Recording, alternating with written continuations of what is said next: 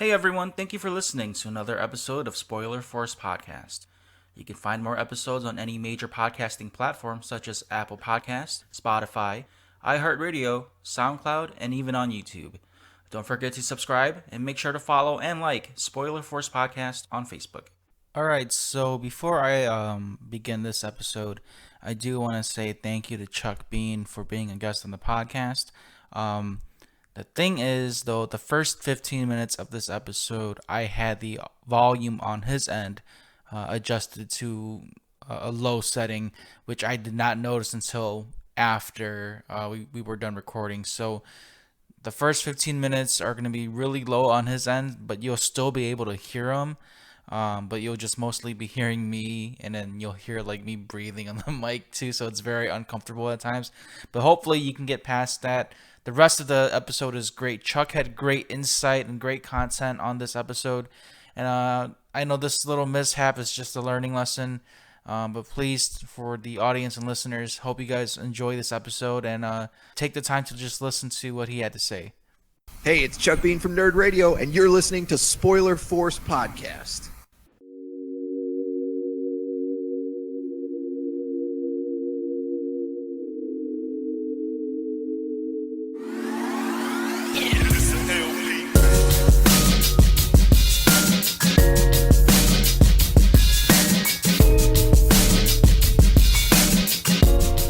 Alright, so this is episode 59 of Spoiler Force Podcast. My name is Ricky, and thank you for tuning in.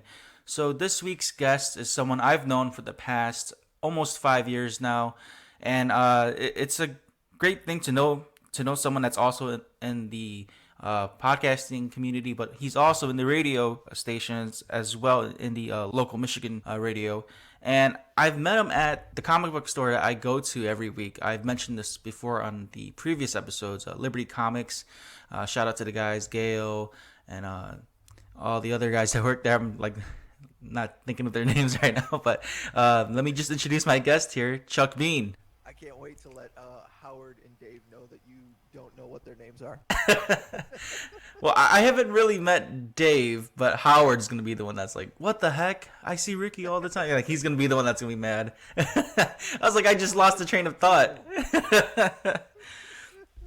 Yeah, I wanted to let the fans know like how we met too. I still remember walking into Liberty Comics. It was around like late 2016 or so. It was right before the start of the rebirth for DC.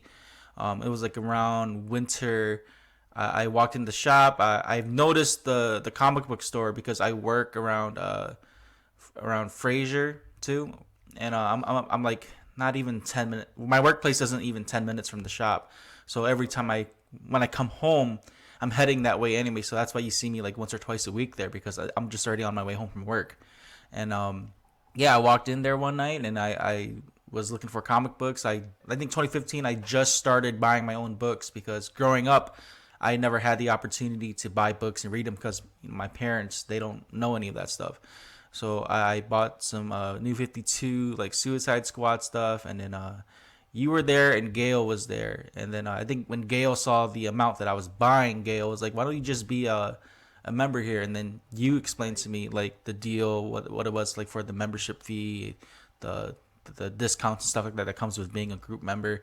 So yeah, I joined, and I've been with Liberty Comics ever since, and it's all thanks to you and Gail.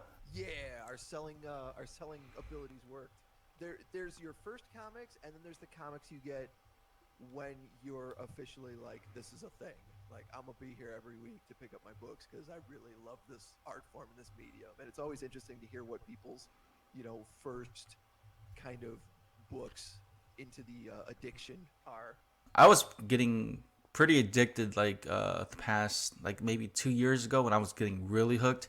I remember I was spending like roughly like almost $60 to $70 because I was buying like variants. That's what was killing me, because I'm a huge artwork freak. So like, Sure. and you know this too. You see me buy like the variants, and especially if it's like by Art Germ or Derek Chu, a lot of the Asian artists, I buy it quickly. And yeah, like I've calmed down since then. I've been like cutting down my list. That's why like sometimes you see me, I'm like, Chuck, can you print me out my pull list? I can like take out the ones I don't even read. And Sure. yeah, and like my collection is not big, but then it's definitely more than I thought I'd imagine it would be. It's always good to have a budget.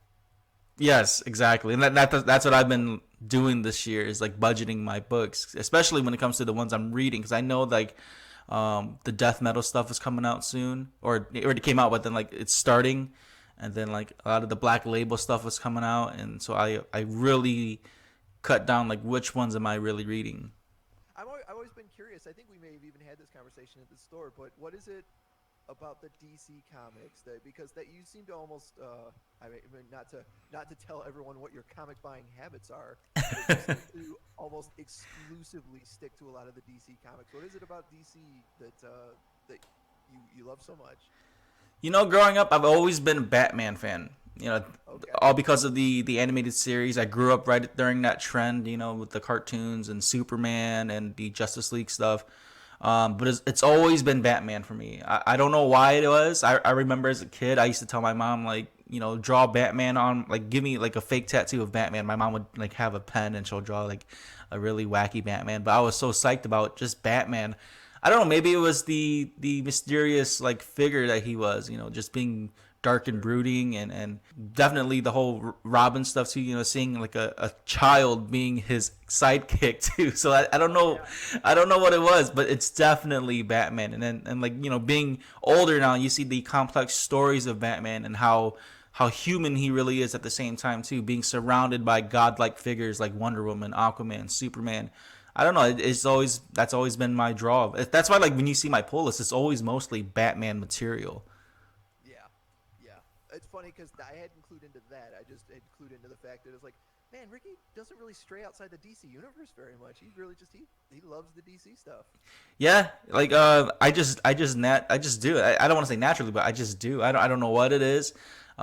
Maybe it's Well, the character designs. I don't know. yeah, and it's a funny thing because in comics, you don't see it as much now, but I've probably been collecting for about 30 years, and you see a lot in comics that people are either very heavily into the DC universe or they're very heavily into the Marvel universe, and I'm definitely in that latter category. I like some of the DC books, but the Marvel, the way I put it on Nerd Radio quite a few times is I like to visit the DC universe, but the Marvel universe is where I live. Yeah, that's exactly how I feel about DC. I visit Marvel here and there. I really like the short stories that Marvel has. You know, if they're like a 6 issue run or something like that. Like Sure. one of the ones that I really enjoyed was that Spider-Man one with the timeline, like the 2000s, 2010s, like that. Oh yeah, what was that called? Life Story. Yeah, that one was phenomenal. I enjoyed that. I felt like I was reading like almost like manga kind of. I like story arcs like that where it's Yeah. just direct, quick to the point. And I don't know, that was a really good Spider-Man story. If anything, I like Spider-Man the most out of Marvel. I love X Men. For me, I got into superhero comics when Jim Lee's X Men #1 was just coming out and Rob Liefeld was doing X Force.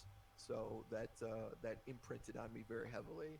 Yeah, I like Jim Lee's work too. Like his I gotta say, like, I don't know if it's just like the Asian in me, but like a lot of the Asian artists and writers, like they tend to have almost like that anime manga style to it. You know, For sure. like Jim Lee, like he has a great artwork look, but like I've seen some of his stuff on Twitch where he drew like Goku and Cloud, and like some other characters that are not a part of the comic book characters, and you can still see like that anime touch to it. But he has like that superhero look to them. Yeah, he would. I remember even when he was starting out at Marvel, he would have speed lines in some of his stuff, or he would be at angles that other artists typically wouldn't put the characters at, and a lot of that absolutely lends itself to Japanese manga. Do you read any manga at all? Because I know you've been seeing the stuff I've been buying too. Oh yeah, sure. No, I have in the past. I don't read as much. I don't read as much manga or watch as much anime as I would like because there's just not enough hours in the day. And I like a lot of different stuff. That's why I do the Nerd Radio podcast. Is essentially because I'm a jack of all trades nerds. I love video games and I love reading the comic books and just all sorts of stuff. Still buy my Transformers action figures when I find a cool one. I saw your collection of that. That's pretty badass, and like you have a whole shelf of that of Transformers. I do. It's the kind of thing where in the 2000s they started a new line of Transformers, which is now called Generations, but then was called Classics, where they were essentially recreating the guys from '84, the original line of Transformers. And I decided then that it's like, I'm an adult now with my own money, so I don't have to ask mom if she can buy me this jet for the sixth time because the paint job is different. Because I know it's a different character, but all she sees is like, I just bought you this jet 3 weeks ago. So I'm like, you know what? I'm gonna see if I can buy everybody instead of just buying my favorite guys. And yeah, that's been going on, for about 20 years now. But they keep coming out with neat stuff. Are the Transformers figures that the only ones you collect, or do you have any other set of collections at all? Well, obviously, I got a video game collection and a comic book collection. But when it comes to the figures, I think I want to say I've stuck pretty much exclusively with Transformers. There's been other things, like when the Guardians of the Galaxy movie came out, they had a line of very small figures that I thought would be really cool on a desk, so I'd buy those. Or Ninja Turtles. That's another thing that growing up I was a huge fan of. So when they come out with a new cool version of Ninja Turtles that I enjoy, then I'm like, okay, well, I'll buy Mike, Donnie, Raph, and Leo again in this new form. Do you like what's going on with Ninja Turtles so far? Because I've been seeing some of the stuff at the shop, and I know they added a fifth turtle, and then I think what Donnie supposedly died too. Yeah, leading up to the IDW is the current publisher that's got Ninja Turtles for your listeners that don't know, and they're I think the latest issue is like 106 or 107, which is neat because no Ninja Turtle series has ever actually made it to issue 100. So they made it a huge deal getting up to that. And they did a big storyline where Donatello had died, and then they ended up bringing him back because comic books. But one of their human allies needed a blood transfusion, and the only person that was close enough that could do it was Leonardo. And when he did, it actually turned her into a turtle. Her name is Jenica. So they've got a fifth female turtle, which there's always just been the four brothers, which are four turtles that come from the same turtle mother and then mutated into the Ninja Turtles. But now not only do you have a female turtle, but a fifth turtle in the group. So it's interesting to see how that works. And I got to talk to Kevin Eastman at the last Astronomicon a little bit about it, and he said that he has wanted to do that for years. Yeah, that's right. You were at Astronomicon. You were doing panels and stuff, and I spoke with you about that at the shop too. Like just being able to help moderate with that. How was that feeling like? Oh, it was so great. It was so great, and it was absolutely pure luck. My NerdRadio co-host and a guy that I work with at the station, he's the producer for the Dave and Chuck the Freak Show, James. He was the one that they were like, hey, can you come and moderate this panel with Kevin Eastman? He's like, yeah, totally. And then he thought about it for a minute. He's like, hey, can I bring Chuck with me? Because he's a huge comic book nerd. Like, James knows Ninja Turtles. He grew up with them the same as I did, but I got heavily into them in every form, in the old black and white comics, and then in the Archie comics, and the video games, and the different cartoons. He's like, Chuck would probably be really good for this. And he asked me about it. So I was very blessed to be in the right place at the right time. And it was it was cool to talk to somebody who's been such an influence on my youth. I was definitely a huge Ninja Turtle kid in the 90s. Also at the con, you were able to interview like other celebrities and wrestlers. I'm not too big into wrestlers, but I did listen to that episode you had where you got to meet other people there and interview them briefly. Yeah, it was cool to talk to. What was Brutus the Barber Beefcake was there from back in the WWF days in the 80s. I got to talk to. I'm spacing on his name, but he was one of the guys from Revenge of the Nerds. And he was very cool. A little drunk, but very cool. And I talked to a local cosplayer called Disfusional, and she was fantastic. Yeah, I heard that one was a good one. And speaking about that too, like meeting a guest that's like either intoxicated or have something in their system. When I met Jon Bernthal for the first time at Motor City Comic Con, I can tell like he was. I don't know if it was anxiety or something, but like he could smell like the weed off of him, and he had the glasses on and stuff like that, and it was such a funny experience. Like nothing bad to him. He's a great guy to meet, but when I met him at the autograph line, I was telling him like, John, I love how you get so into the character, especially like being Shane or the Punisher, like how you can draw this inner rage out. And he was just like, yeah, yeah, man, I just do it. And then he signed the autograph and he shook my hand. It was like, I don't know what it was, but it was just a funny interaction to me. And I could just tell, like, I don't know. Like I said, I don't know if it was just because he has like anxiety issues or like being around so many people like that, he has to be like high. It's a little bit high, but it was Maybe he's phenomenal. having a fun weekend. Yeah. You never know.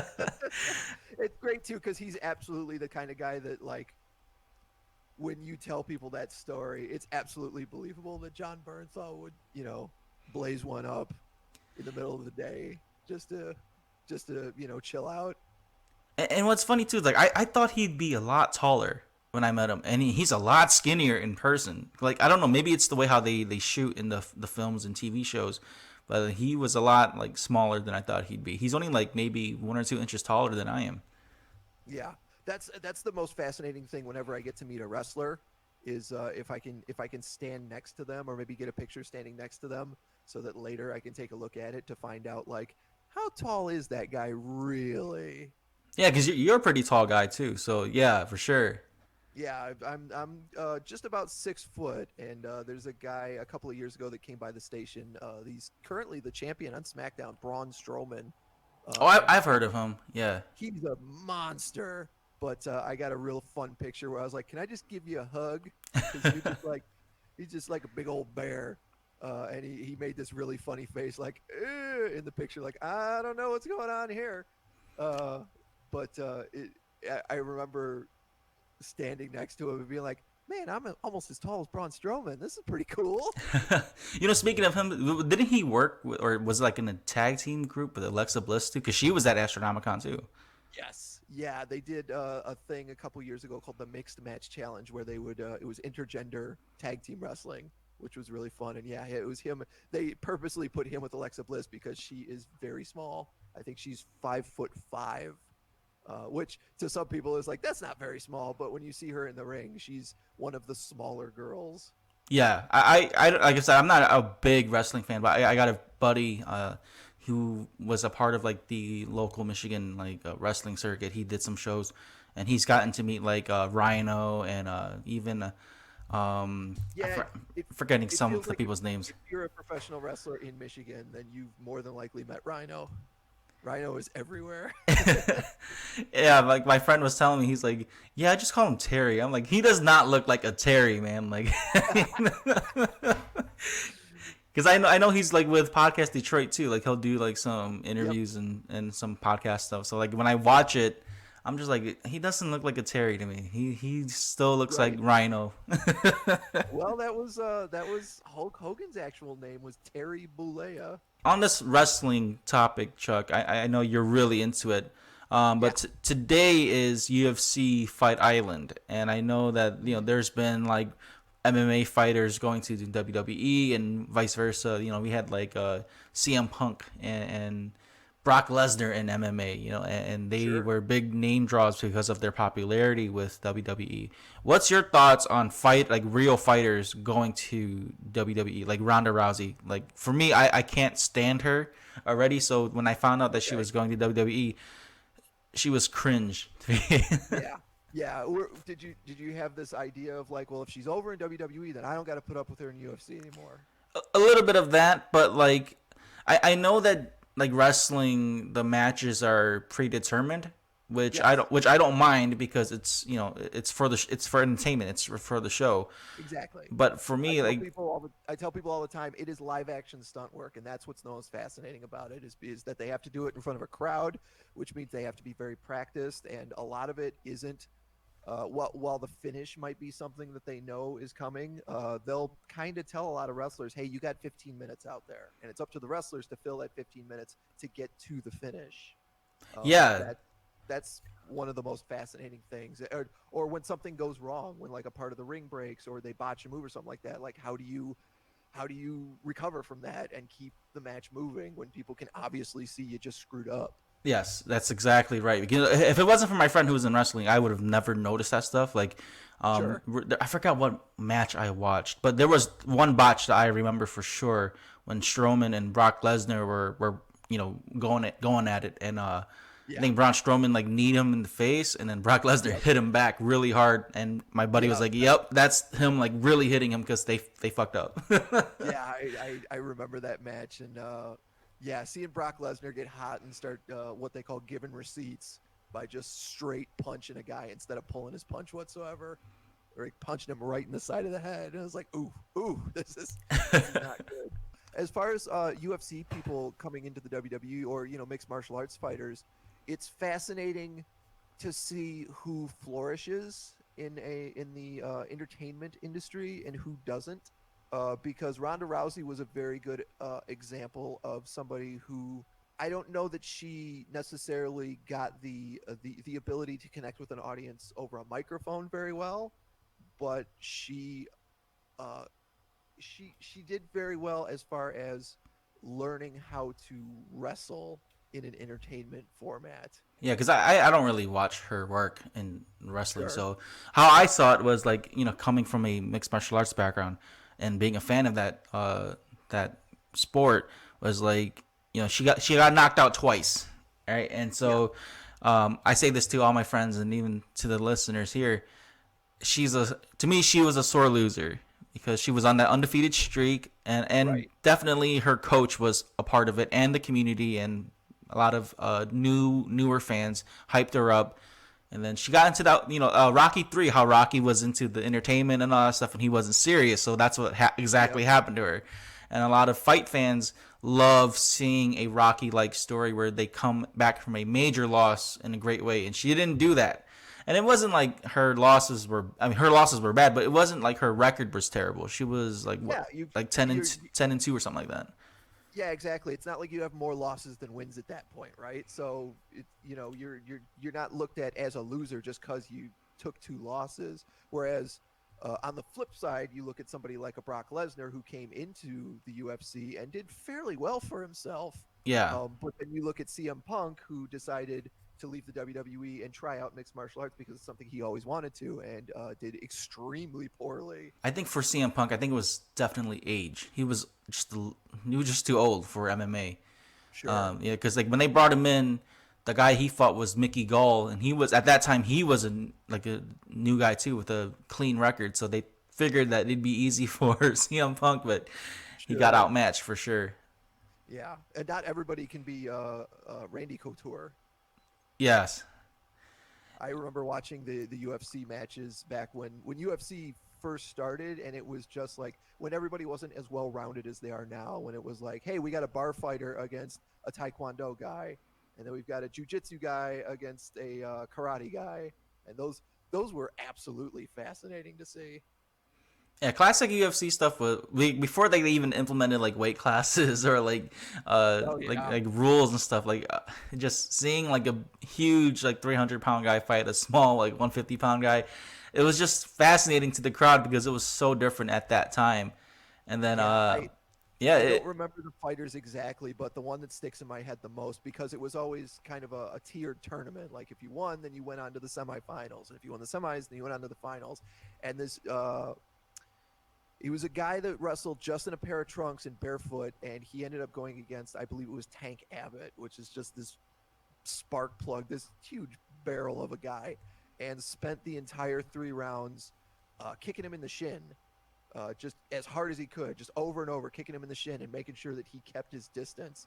And near the end of the third round is when he finally hit him in the shins enough time that the tank couldn't support his weight on his legs anymore, and he fell down. And then he just descended on him like a jackal and started punching him in the dome and won the match. And it was it was like a chess match, and it was fascinating. who do you think really is like there if there's some wrestlers out there, who do you think would transition best into mixed martial arts? Ooh, that's a great question. Um, because it's hard because there are wrestlers that I absolutely think are amazing technical wrestlers, but I also feel like much like CM Punk, if you took the entertainment out of it and it's like, okay, now you got to do this for real. Now you got to actually try and hurt a guy. I don't know that they have like Daniel Bryan is one of them that has a fantastic technical background. He's a grappler. Um, but you also have in the WWE right now, and you've got Matt Riddle who comes from a mixed martial arts background. That's right. So Yeah, I forgot about him. yeah, Forgot he was in wrestling. right. I would be interested to see somebody like a Braun Strowman, a real big guy like that, go into mixed martial arts. Or NXT this week actually just crowned a new champion in a guy called Keith Lee. He's a black guy that's about probably running about 350 pounds, but Oh he can shit. also do a lot of the stuff you see somebody like a Rey Mysterio do, like the moonsaults off the top rope and stuff like that. And he's got great cardio. I think he would probably flourish if he trained in mixed martial arts. Yeah, definitely. He definitely have to work on the weight cut for sure for being that big. Sure. Honestly, I don't know why like MMA and like overall doesn't have like a super heavyweight class, because there are guys who are like naturally bigger than 265. I think a lot of fans would actually like that stuff, because like even overseas, like in Europe and I think mostly Russia, like they always have like these huge overly jacked dudes just fighting each other, and there's like they don't even last 2 rounds, but it's just all Sure. entertainment of seeing like these muscle heads go at it. So you said they're doing Fighter Island this weekend. Are they essentially doing what they're doing with the NBA? They just moved all the fighters out to this like bubble where they could test them for COVID and they could make sure everybody's healthy and safe.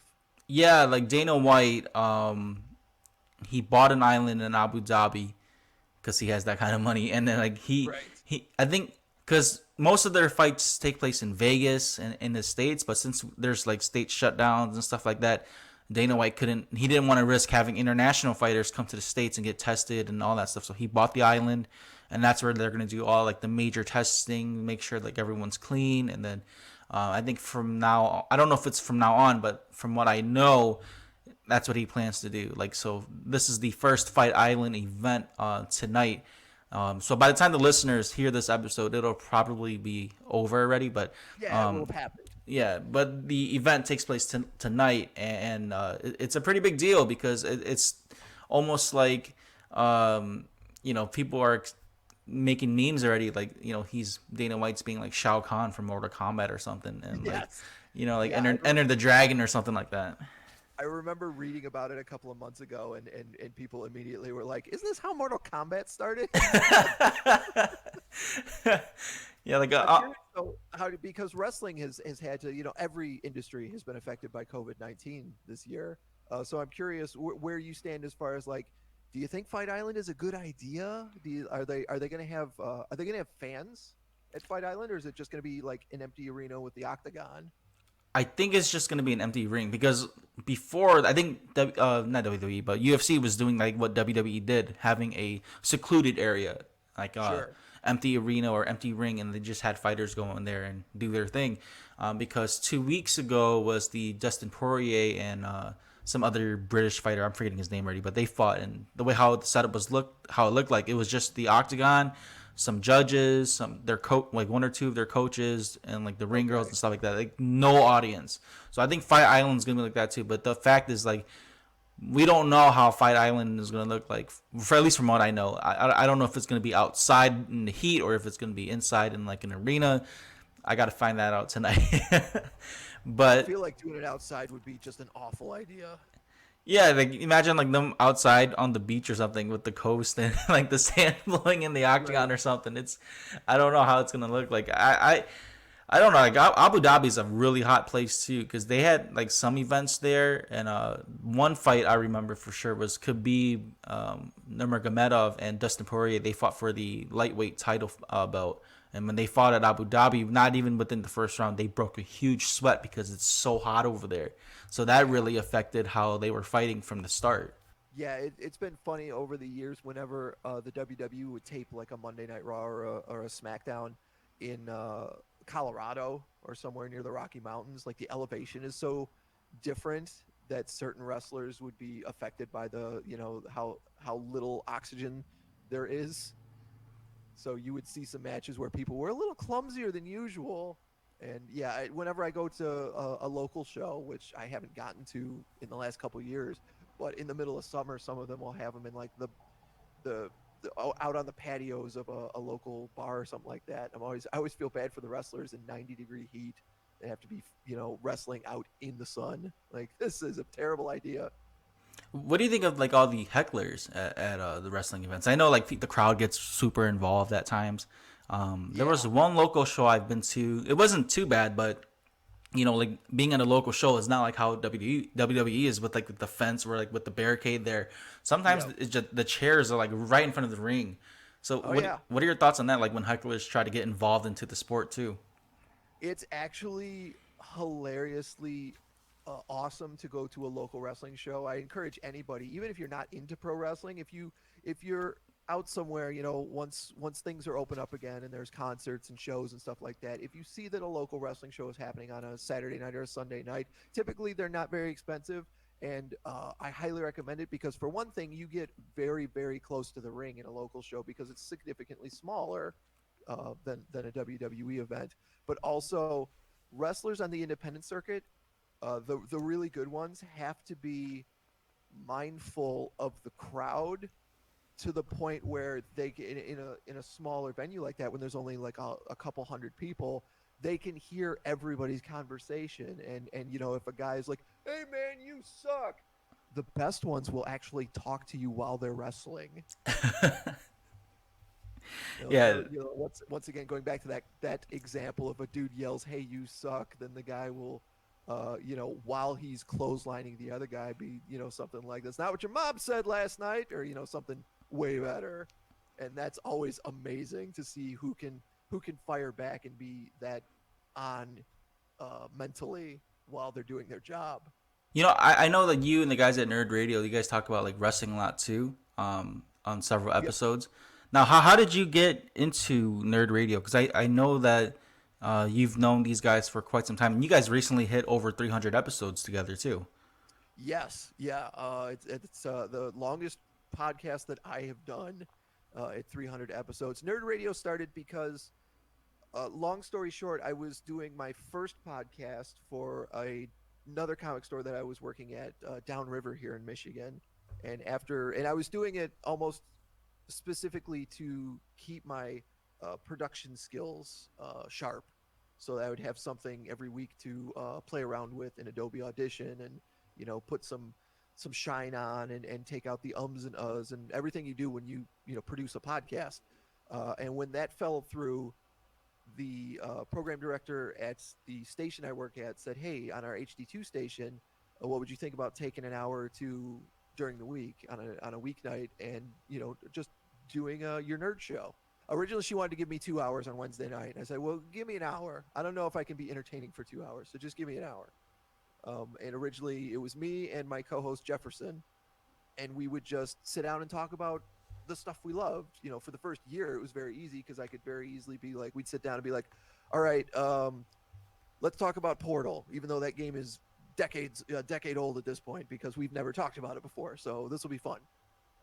And the show has morphed now into what it is, where I talk to Al Beck and James from Dave and Chuck the Freak every week, and it's a little bit more like morning radio with a nerd slant on it. And the reason I'd always kind of wanted to do something like that is because I remember listening to the Drew and Mike show way back in the day on the Riff, and they would talk about the TV show Lost on Thursdays after each episode had happened on Wednesdays, because everyone wanted to know what's going on with the island.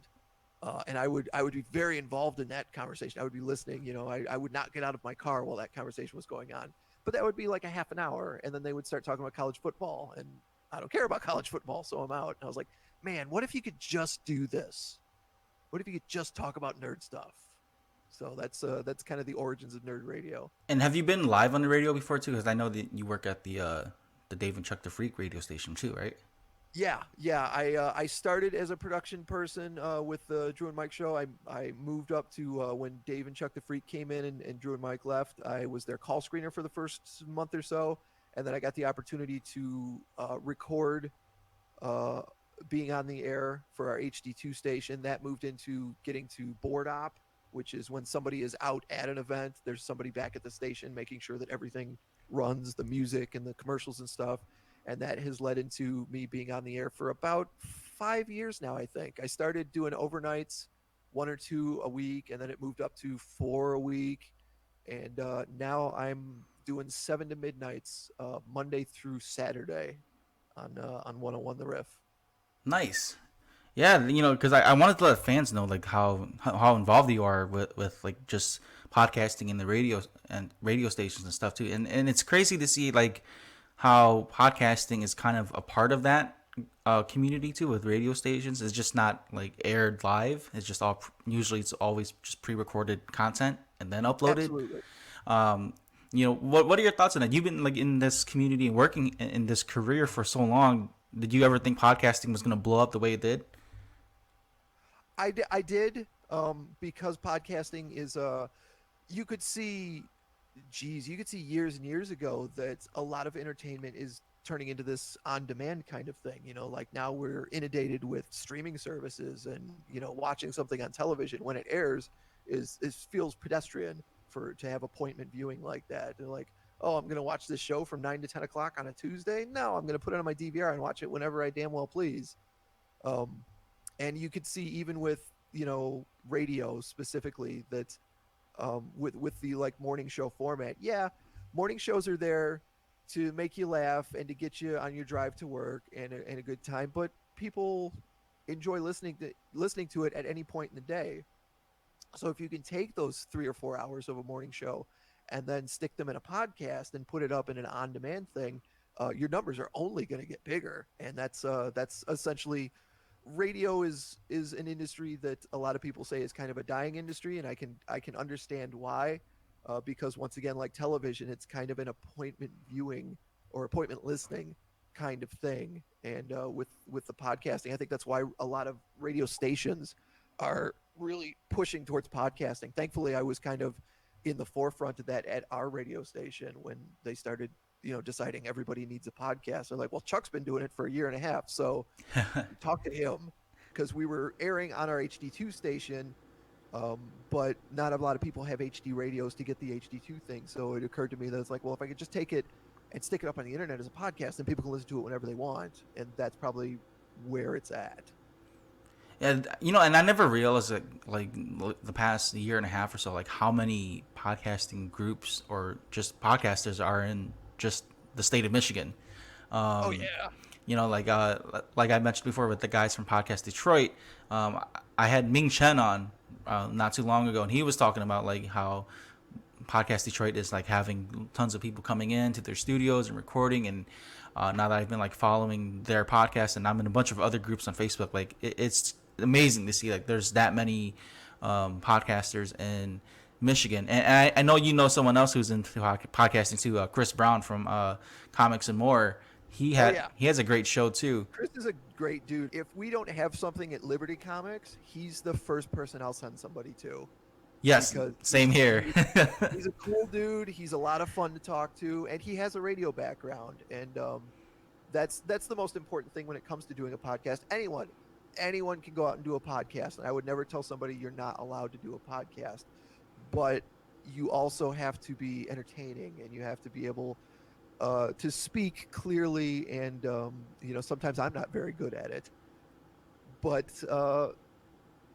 the best podcasts are the ones that keep you coming back are the ones where the hosts or the guests are very entertaining and very personable and talking about something that you're interested in. And I think that's why podcasting is such a huge thing now, is because you can go as niche as you want with a podcast. You can do a podcast strictly on the Flash comics. You don't even have to do comics or DC comics. Like you can drill down into like, we're just going to talk about the Flash, and people will be there for it, man. There's plenty of people that are like, yeah, I want to hear somebody just talk about the Flash for 45 to 60 minutes every week. I think that's the big thing too, like how it's not controlled, like how TV and stuff is, like how it's censored. A lot of podcasters are taking advantage of that opportunity to just say whatever they want, because there's someone's gonna like that content regardless. Right. It may not be like a big crowd, it might be like a small crowd, but still you're drawing an audience from what you're saying. So I think that's why like a lot of podcasters enjoy this way to create content now. Even like YouTubers and guys like Joe Rogan, they've been doing podcasting for so long, so like everyone's just on it now. I think right now it's like the big thing, like how everyone wants to be a TikToker. Oh yeah, sure. And you see in the podcasting world too, you see a lot of television people or comedians or something like that, because they're people that are, their job is to talk.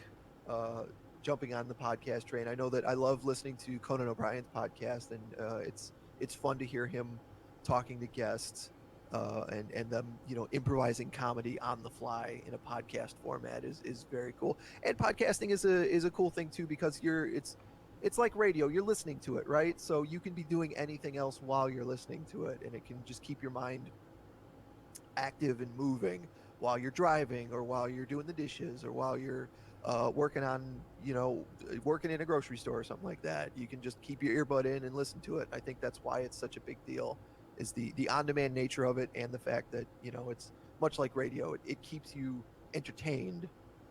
Do you think it'll be around for the long run? Like, do you think it's just a phase, like how everyone wanted to be a YouTuber or a vlogger? Do you think it's gonna phase out within the next couple of years, or do you think it's gonna be a long term thing? I think it's probably going to be around, probably for I'd say at least another 5 to 10 years. But as technology gets bigger and better, you see a lot of people that did podcasts, like you mentioned, Joe Rogan.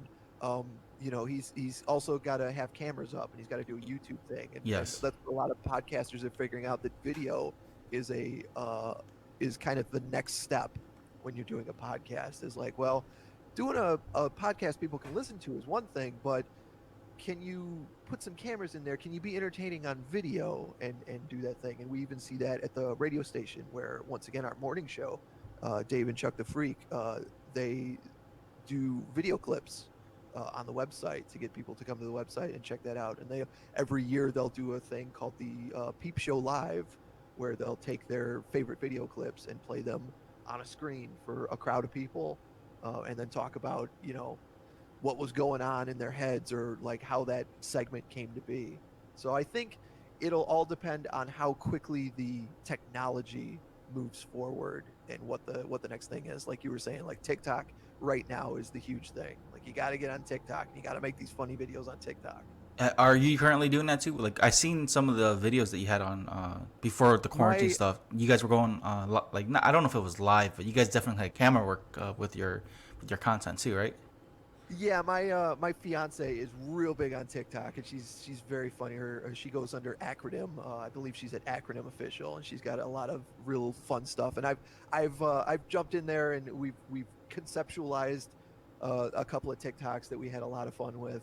But I use TikTok more to browse than I do to actually make TikToks, because I'm of the age group that I'm quickly becoming one of the old people that doesn't understand what, like, TikTok is fun, and I think it's cool, but I don't prioritize my time in making TikToks. So For me, like, what kills it for me, like, I love like the camera work stuff, like the all the nice animations and stuff that goes with TikTok. oh But yeah. the process of it, that's what kills me. Like, I've seen people, like, in the process, make videos and stuff, and it's just so. I'm like, what the hell are you doing? Yeah, yeah, it's kind of amateur movie shooting, right? Because you're trying to find Yeah. the right angles, and you're trying to you do the zoom at the right time, or use a filter to make yourself look silly. You have to hit your, if you're trying to do, most of them are trying to be comedic and funny, right? So you have to have good comedic timing, or otherwise it doesn't work. Or, a lot of the girls dancing to the different songs on TikTok. Like, if you don't got any rhythm, no one gonna watch that TikTok, unless you're so bad that it's funny. Yeah, I think with TikTokers too, like, it's not even about like making great content. It's about making just a quick something that's viral. Like, a lot of, even if like you were mentioning someone who can't dance, there'll be someone out there who makes fun of it and it goes viral because of it. So Sure. I think a lot of people are kind of like poking at whatever angle they can get out of TikTok right now because it's so hot.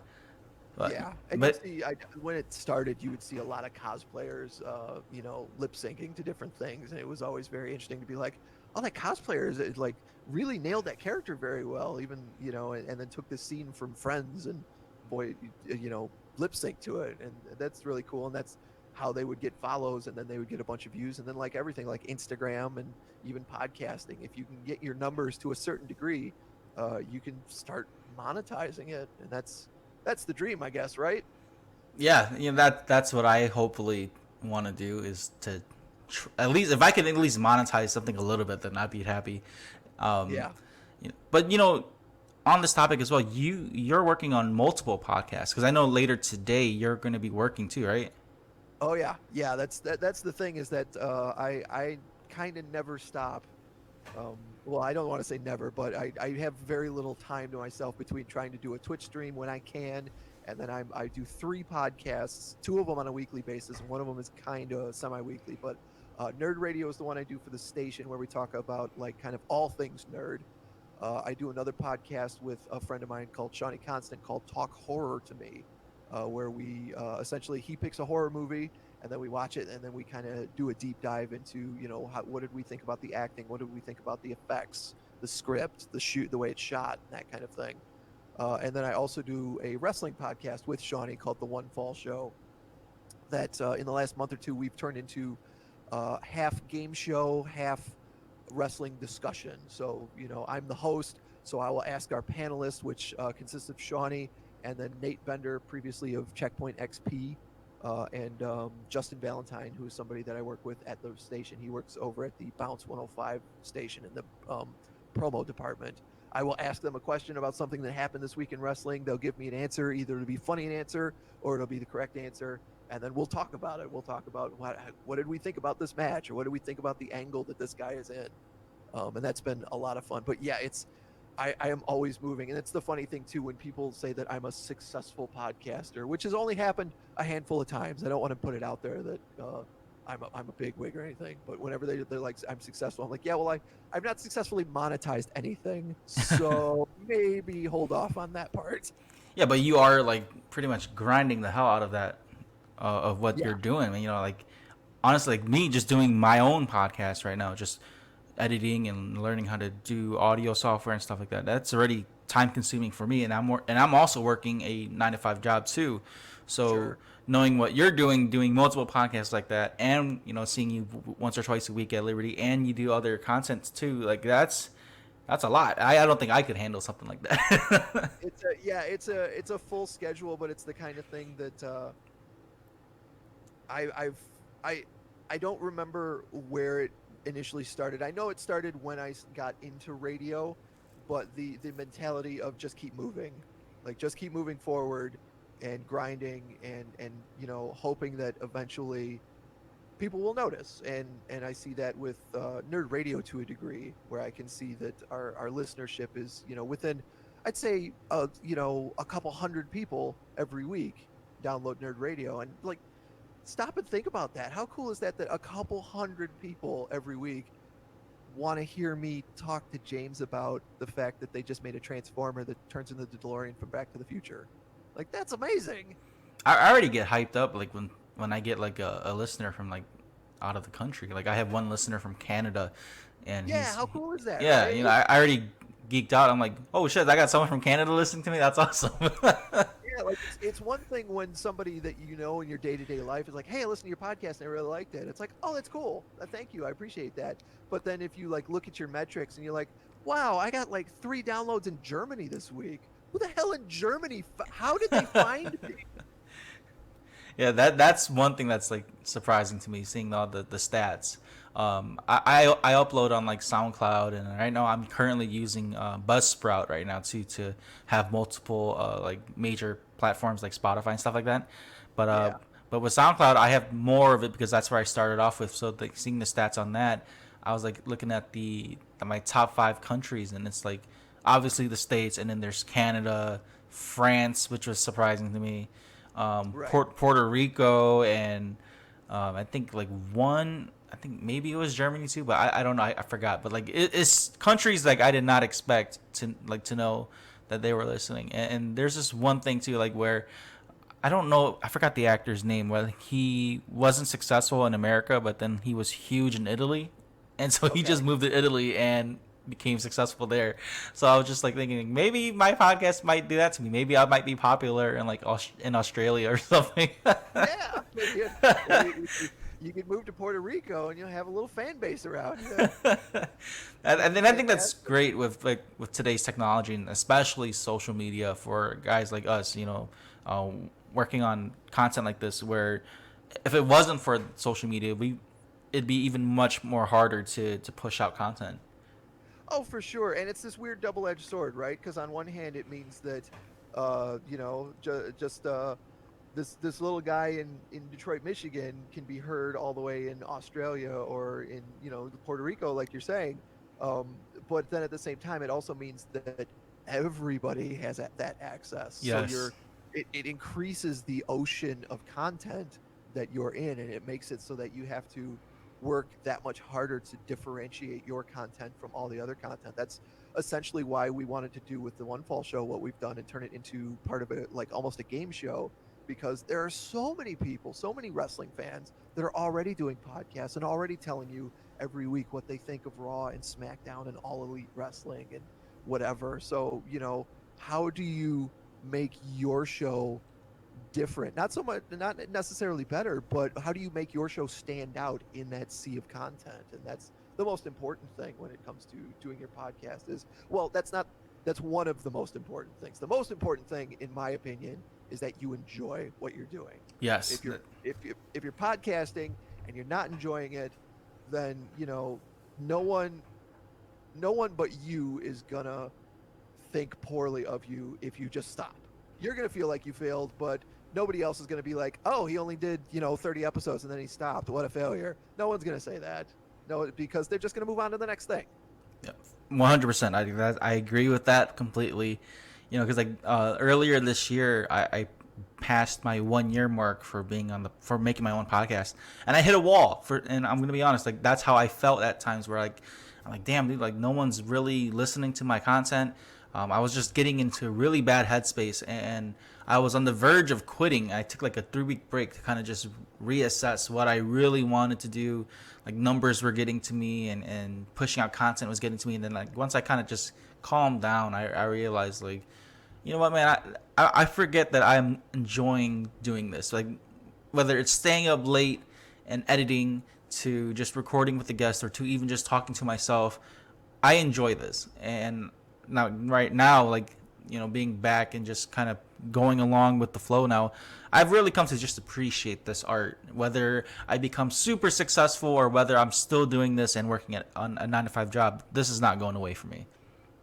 That's awesome. And that's, like I said, I think that's the most important part, is that you enjoy what you're doing. Because if you don't enjoy what you're doing, then you need to find something you do enjoy and do that instead.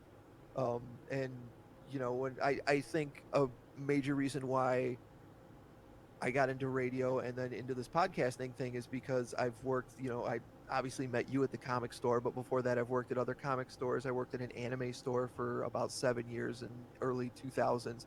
And there was something really fun about getting to continue to have these conversations about stuff that people are passionate about, whether it's anime or manga or Magic the Gathering cards, or what's going on in the most recent X-Men books. There's something when you get somebody you can talk to about it, and you have a really involved and really good conversation, then that's a lot of fun.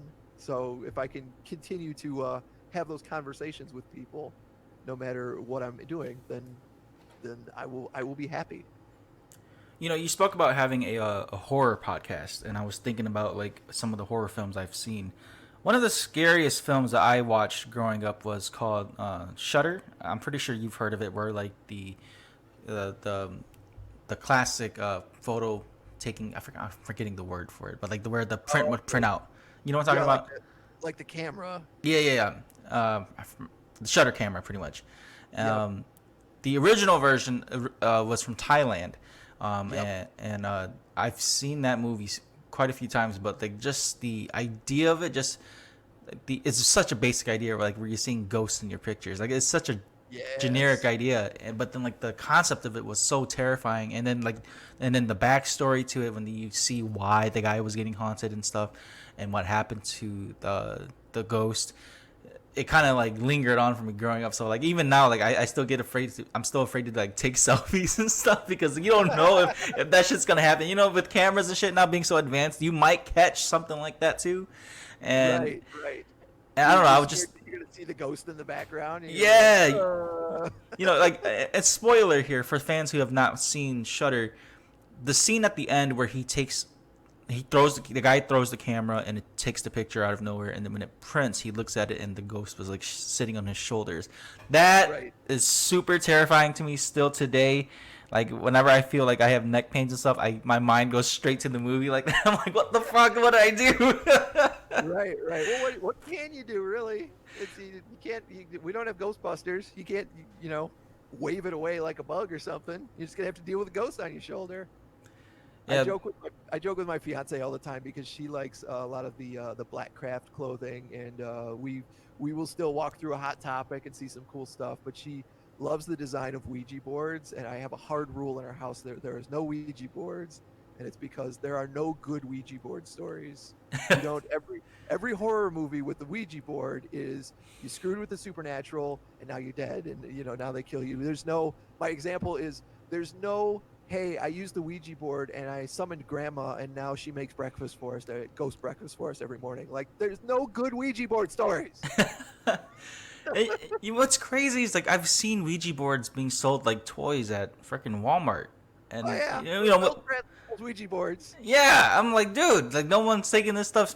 I'm a big believer in the supernatural stuff. So like when I see it, I'm like, holy shit, no one believes in this. Like it's just a toy to them. Like, oh my god, like you got kids playing with this stuff and it's real.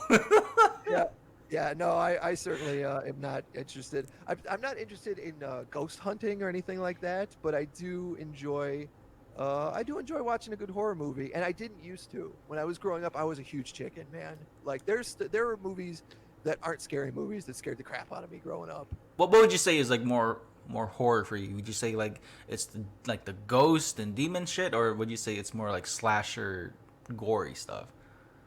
It's funny because I enjoy the supernatural ghost demon stuff more than the slasher stuff, but a good slasher movie will have me looking over my shoulder when I'm going from the building to the parking lot at night, either at my apartment or at the radio station.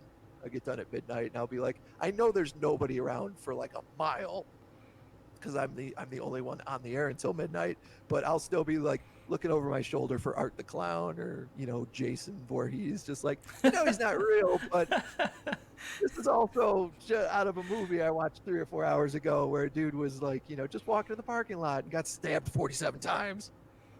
Yeah, one that kind of made me fear a little bit, like when it comes to like slasher stuff, was like The Devil's Rejects. That as a kid watching that, I was scared of that for like just the concept of it, just being in the middle of nowhere and then running into someone that's kind of crazy like that. So like, and then like my being Asian too, like my parents were not big on like that kind of stuff, being like traveling long distances and stuff like that. So they kind of pushed that fear into me too growing up, like don't go anywhere too far, you're gonna get abducted or some shit like that. So watching films like that did not help.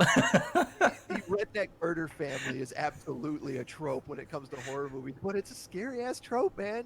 You're gonna go, in Michigan here, you're gonna go up north, or you're gonna, go a couple states away, and you don't know anybody. You're just vacationing somewhere, and like, what if you came across these backwoods dudes that just like to eat people?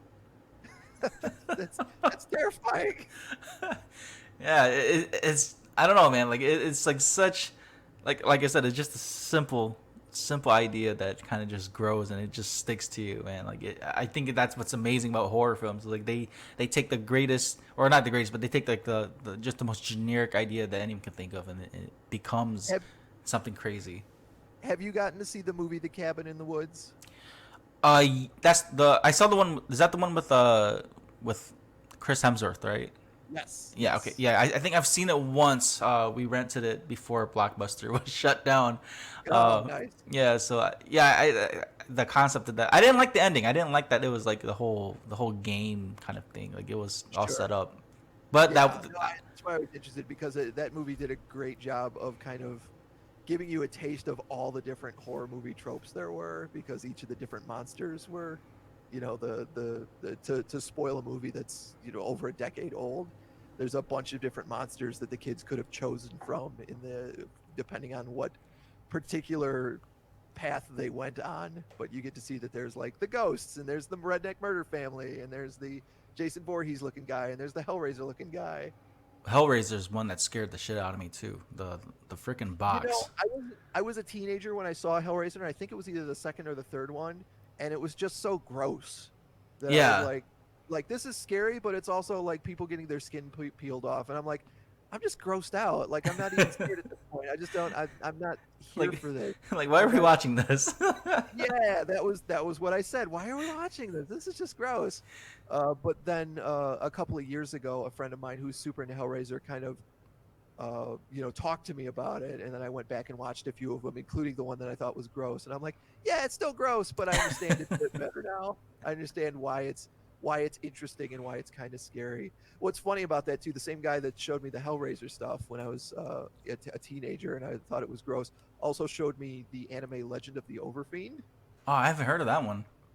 Well, you don't want to see it, because it's a '90s anime. It's definitely hentai, so Oh, there's some okay. sex and stuff in it. It starts with the Nazis using a rape machine on like 20 cute anime girls to summon a demon, and then it goes downhill from there, man. And after about 15 minutes of it, I'm like, why are we watching this? This is just gross.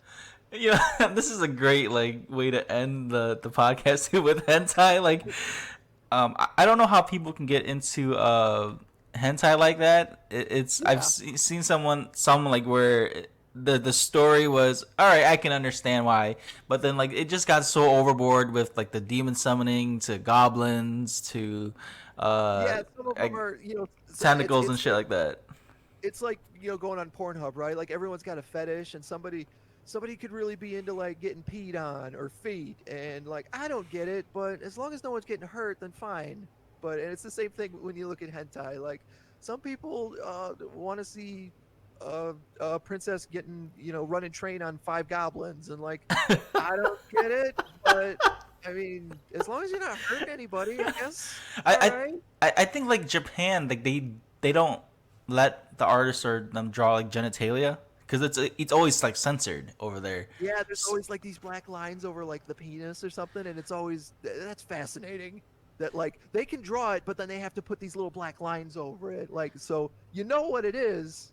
It's got it's like the censor bars on stuff that was supposed to be PG-13 or something. Like I know what's under there. Yeah, I know there's boobs. like like even in their manga, like hentai manga, like there's the censored stuff, and then to get around that, the artist had to draw like what we see today, the tentacles and the octopuses and like Right. fantasy creatures. Yeah. So that's where I think that's where it, like got so crazy, and then now when you're talking about animation, is just beyond wild. And what makes it even funnier, Chuck, is like hearing the voice actors. That's what makes me crack up. Oh my Like, god. Yeah, when you find like a hentai movie, and I'm surprised that so many of them are as long as they are, because it's a little bit like porn. Like I understand you're trying to put a plot in there, but the actress isn't there to act, and she's not good at it. And God bless her for trying, but she's good at having sex on camera. So let's just get to the part she's good at. But yeah, listening to like just imagining the poor voice actresses that have to sit there and spend a half an hour making the moans, and then doing the scene over and over again and being like, no, that didn't sound enough. Like I didn't buy that you were actually having sex with that tentacle monster. Can you do it again? and what's funnier is like when you hear it dubbed. Oh my god! Like it's already bad enough that the Japanese actresses have and Sure. actors have to do this. When you hear like English actors do it, oh my god, that's even worse. I don't know. Like the emotions and like the nuances are different when it comes to like Japanese and English speaking languages. Yeah. So like when you hear it in English, it sounds so flat. But then when it comes to Japanese, it's almost like childlike. Like it's That neither yeah, is good. that's always the funny thing too. Is like the I feel like I mean we could talk about voice acting. Like I said, I've been watching anime and worked at an anime store for years, but I feel like American voice acting has more range, whereas Japanese voice acting has like three voices. There's the gruff older Japanese gentleman. There's the mature uh, deeper voice of the Japanese lady, and then there's like the high pitched little girl voice. And it's always. I just finished playing the Final Fantasy VII remake, and that's fascinating on a lot of levels. But one of them is that you can change the voices. So obviously, I played through it in English and got used to those voices in my native language, and then I flipped it over to Japanese just to see what those voices were. And it was really funny to watch the big black guy Barrett have the stereotypical gruff Japanese guy voice. Yeah, I think there wasn't. I don't know. I would prefer, like, when it comes to Final Fantasy VII, I prefer the Japanese voices. But like I think Okay. Barrett's a tough one because like it's his character is kind of already like aggressive, and so when the English dub, I felt like they were making him a little bit too stereotypical. But then I agree. The Japanese one, they Yeah, were making him like the like you were saying, like the really gruff older character. So like right. I think just Barrett himself was already a tough one to get a good voice actor for. Yeah, well, I mean, he's a caricature, right? We can be real about this. Like he was even in the original, his lines of dialogue, which were not voiced, but you would read them, were very Mr. T like. Yeah, So yeah, he's absolutely a caricature. But it's interesting. That game specifically is very interesting to see them recreate something from about 20 years ago and try and approach head on some of the stuff that does not fly today that did work that way, like the whole scene with the honeybee inn where Cloud has to uh, be in a dress in order to infiltrate the place. Like in the original Final Fantasy VII, that was played for laughs. I'm like, haha, look, it's a guy wearing a dress. And nowadays, like, that's that's not a punchline anymore. yeah. There are transgender people, and there are cross dressers that or I can't think of the right word for it, but oh, it's escaping me. But you get what I'm saying. Yeah. It's not a punchline now, and we understand that. So I think they did a great job with that particular scene. I greatly enjoyed it. All right, so Chuck, I don't want to hold you any longer because I know you're pretty busy today too. But before we wrap things up here, did you have any shout outs or plugins you'd like to say? Sure. If you guys enjoyed hearing me here with Ricky on Spoiler Force, make sure you check out my podcast. You can find them on Google Podcasts, on iTunes. Is iTunes even a thing? I think it's Apple Podcasts now. Yeah. Um, on Spotify. It's the One Fall Show is the wrestling show that I'm the host of. You can also find the Talk Horror to Me podcast, which is our horror movie podcast, and of course, download and check out Nerd Radio if you're into comic books, video games, any of the stuff, anime. We try and cover it all and make it kind of entertaining. It's basically morning radio for nerds. So, but you can listen to it anytime because it's a podcast. So you can find us there. You can find the show on social media. We're on Instagram, Twitter, Facebook. We're even on YouTube with some video content at Nerd Radio 101. And you can find me Mondays through Saturdays, 7 to midnight on 101 WRIF here in Detroit. And find me on social media at Bean WRIF on Facebook and on Twitter at Hello This Is Bean. All right, that's perfect. I'll have all the links to all the pages and to I your pages as well. apologize for the amount of work you're going to have to do finding all my links. No, it's okay. Because I'm friends with you on Facebook anyway, so it'll be easier that way to Yeah. just go through. But I'll definitely have all that stuff up for listeners to check out too. But again, thank you so much, Chuck, for doing this. I know that you're busy and everything too, and to take time out just to be on my podcast like this, I greatly appreciate it. I'll be seeing you again on Tuesdays to pick up my pull list anyway. So, Absolutely. thank you so much for doing this, man. I really appreciate this. Thank you for having me, Ricky. Keep on trucking with this Spoiler Force podcast. You're doing the Lord's work. I hope so. So, everyone, this is episode 59. Thank you guys so much for listening, and have a good weekend.